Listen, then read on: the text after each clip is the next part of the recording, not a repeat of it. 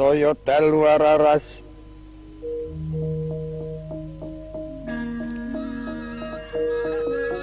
apir sorot lintang kumedap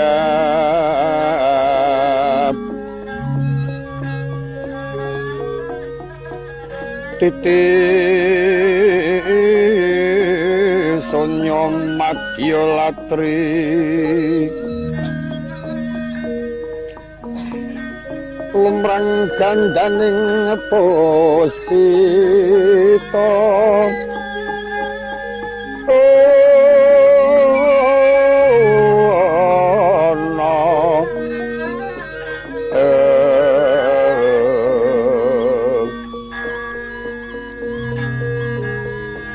karnaning putyan rosang dewi jawa mbrengengen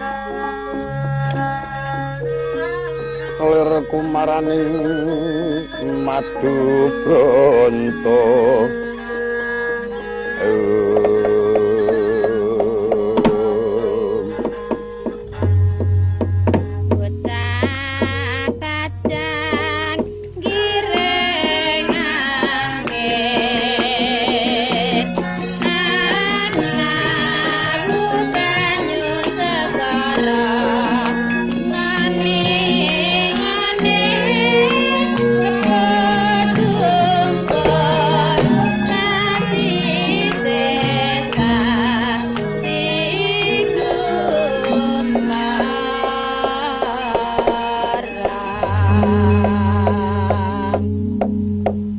rikala semana Raden Gatotkaca ingkang wis ngambah Jumantara datan nglestantunaken ngawat-awati ingkang rai Raden Angkawijaya satemah Raden Gatotkaca kundur wonten ing wewengkon negari Ngamarta anjagi kraton Ngamarta mbok bilih wonten dom sumurping toya marmane rikala semana negara Ngamarta kang pinuju katempuhing bebaya kathah para kawula kang sami nandhang cintaka senadyan to tanem tuh kathah kang sami tumeka ing layu sungkawaning sedaya para kawula saengga para pinisepuh kang sami kekes para nujum kang tinanggenah angeningaken cipta para priyagung kang sami ageng panuwunira prandini datan katarima malah bisa nimbulaken pangaribawa gara kang tanpa sangkan.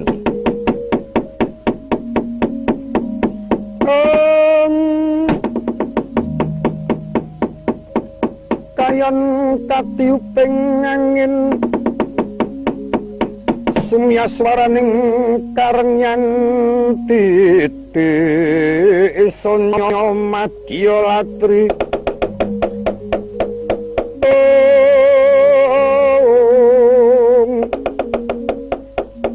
lumrang gandaning puspita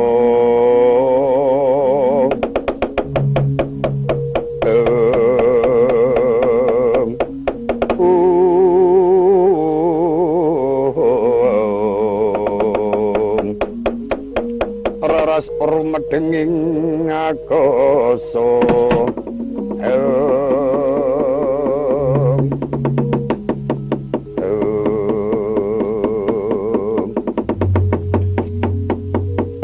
tandraning goro-goro bumi gunjang langit kumarang tangisih bumi lan langit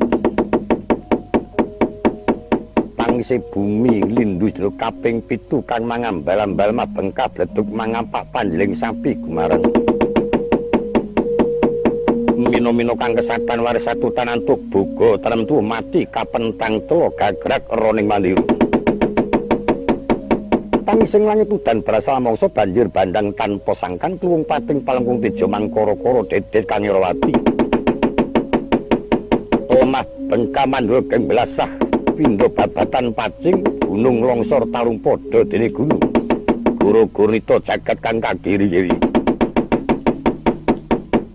akeh para pandhita kang sami ngeningaken cipta ratu kang sami manuwun prandhidatan katarima mespadaken bumi langit yayah tangkep-tangkepa lintang pindurinon toronto dadatit pating kelawer celara taun pating calrot swaraning kalaguman uduk tirta kang kebur-kebur kinucak-kucak gambir loyo. Pintu selo manangkep kaya bujat-bujat to nenceng weteng galagil mawas gunung jamur dipo kang kadi ambru-ambru. Ngatak sangantan to bugo petit kang kopat kapitan pindho pecut penjalin tinggal. Kaonaning guru-guru kawringan dening Sang Pramesti Gya nyandak tirta kamandanu katetesaken sir kaminangka tumbaling kayangan. Sirping guru-guru swara kang jumeguring akasa pindha gundala sasra gundala gelap sasra sewu yayah gelap sewu muni bareng kaya bisa belah-belah no bumi. Swara kang pindha guntur yekti kang kono minangka kurmat mijlir kilurah Semar saat majane saking karang kabulutan dedununging ora rombo.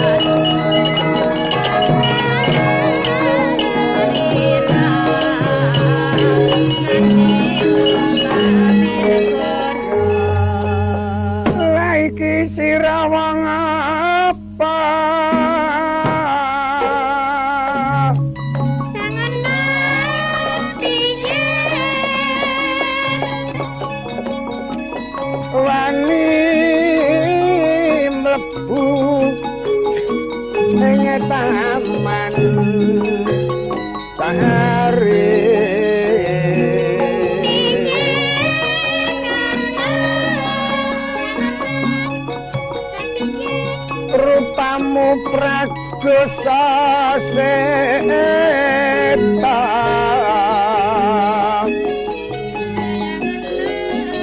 tinangkan ira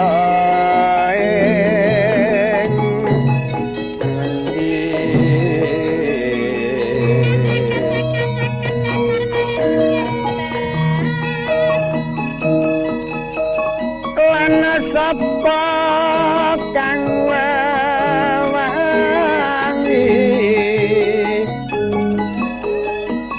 angaku mumpung durung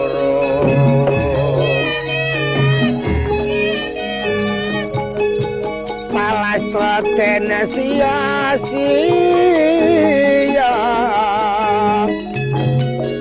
kaya tanah kulapang wardi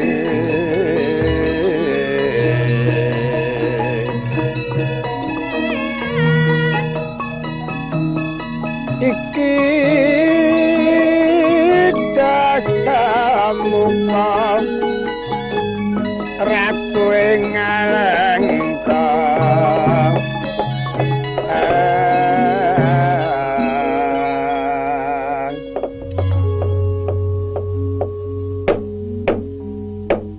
wis gak disauri. Iki ora baleni meneh. Ora. Ya wis meng iki. Gek kowe iki ndang nyauri ngono lho. Kowe iki sing jenenge sedulur ora kaya sedulur kok tak rasa-rasane. Motangke 5.000 nguncut wae. Apa ya ora gablek temenanan apa kepiye? Kebangetan temen reng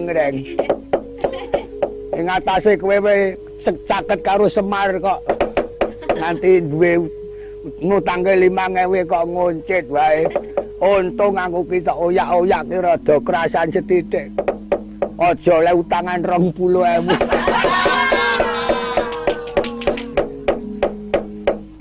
turah 5.000 doncit Semar. Iki ki ora mergo aku ki nyaur utang apa saur-sauran utang ki ora saurana nggonku nembang ngono.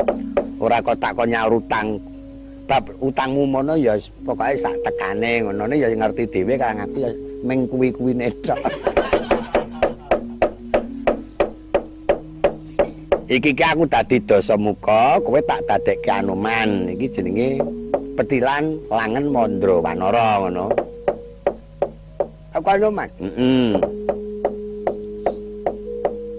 Anoman kowe niki apa kira-kira iso beker? Ayo ora beker, pokoke mung sing dijukukke ming tembange. Sinom iso ora? Aku kulinane ki nek sinom ki cok parijata, awake cok kelingan nek didapuk sadi kae aku. Dapuk aku gandrung terus e. Wah.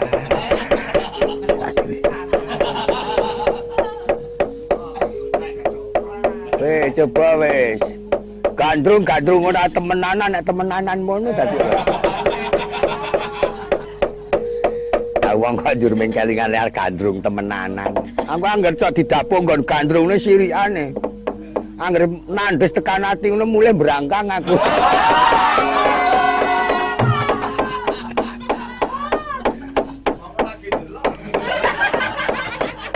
Kuwi meng cara-cara pengen agek gandrung dong. Mulane kuwi ah jan tring kleler kane ngawak gek mongko lembu barake wis wengi arak ming tingak-tinguk. Seko banget lek ku ngimpi-impi nganti Semar tak sikep.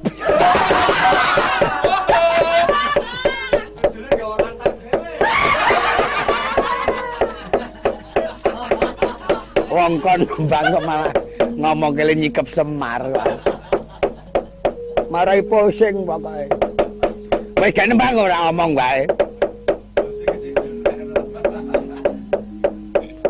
Kena agak seneng-senengnya tanggo gandrung meneh malah Semar sing tukang nyetelke minggat.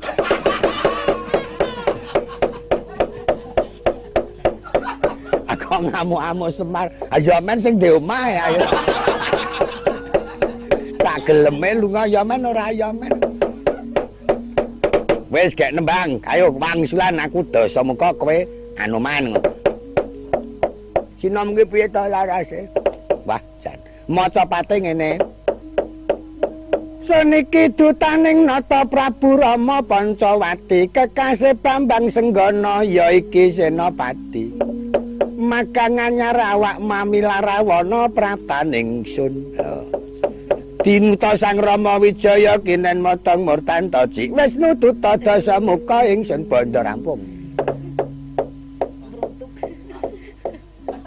Awang le mulang we kerepe ra ila-ila apa iso mikir aku. Seniki dutaning rana nata. Nata, aku damuk sing temu sing gendar penerus. Ora kuwi sing kongkonan iki kuwi. Kanjur Mbah Nata sing gender penerus. Saniki dutaning nata Prabu ora kenya. Prabu Rama. Prabu Rama ora Majapahit, Pancawati. Pancawati denda. Ora denda, Pancawati tok, Pancawati tok. Pancawati tok kepiye Pancawati wer? Pancawati wer. Pancawati. Pancawati. Kasih Bambang Abimanyu. Ora Anoman iki Senggana ora Abimanyu. Senggana. Ya iki senopati. Aku merambat-merambat, ngelik goblok. Maka nganyar awake ingsun. Mami Larawana praptanira. Ingsun.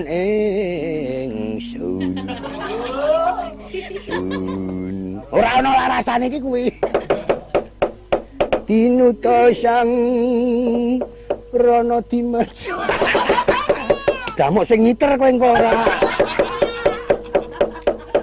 Sang Prabu Rama Wijaya kinen motong murtan nira. Murtantoci.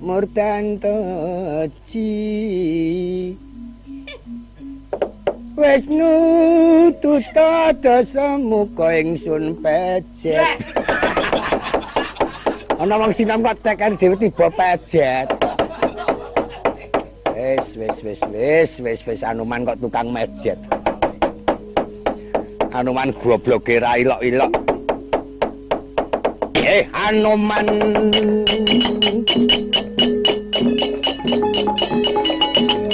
lancang pangucap ada kawanan mren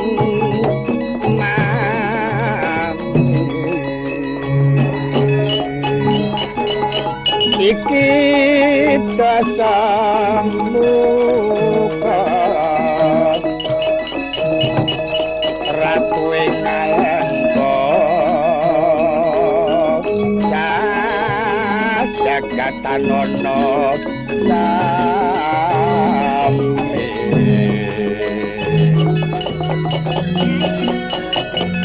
ya nututa Anoman sonpan labrak keparat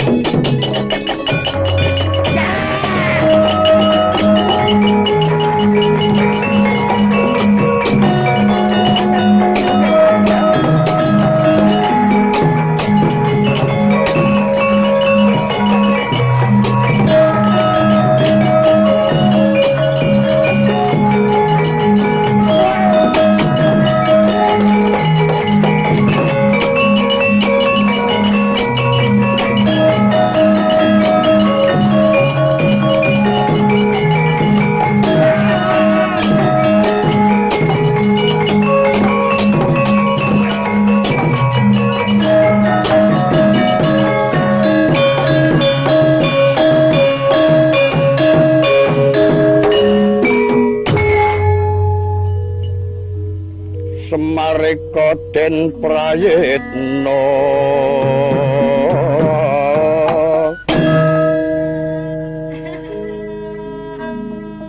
semurire eka bali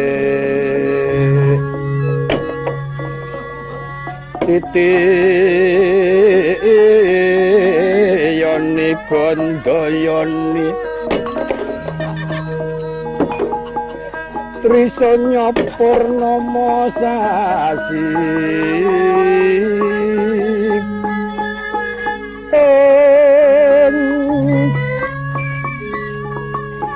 kilar-kilar semedi tengahing latar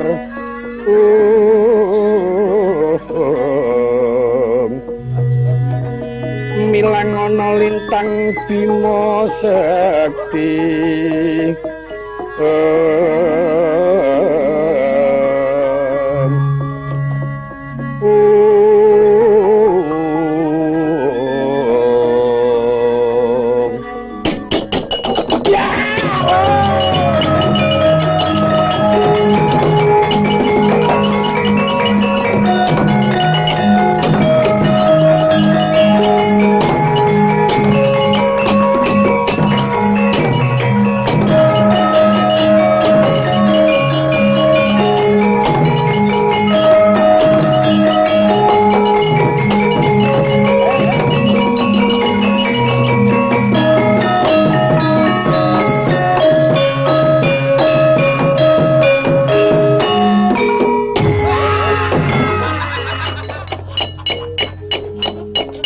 tundra kagating arang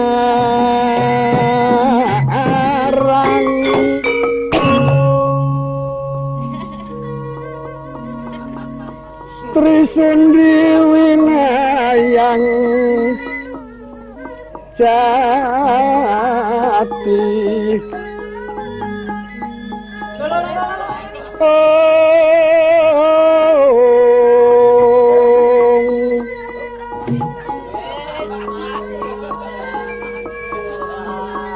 kapat mongko kalimo candala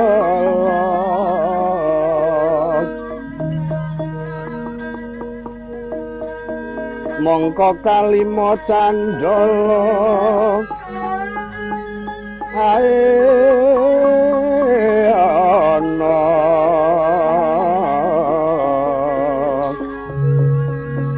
leng-lenging jagat sanyata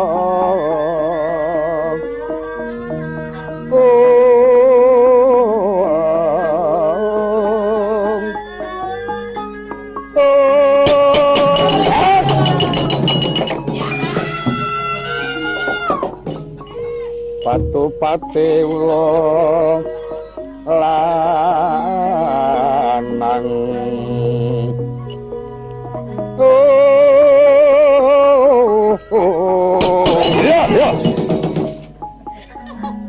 pangiriting kebudungkul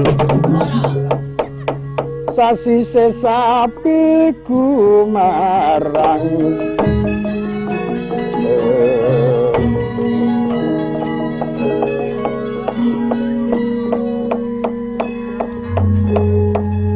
patupate ula lanang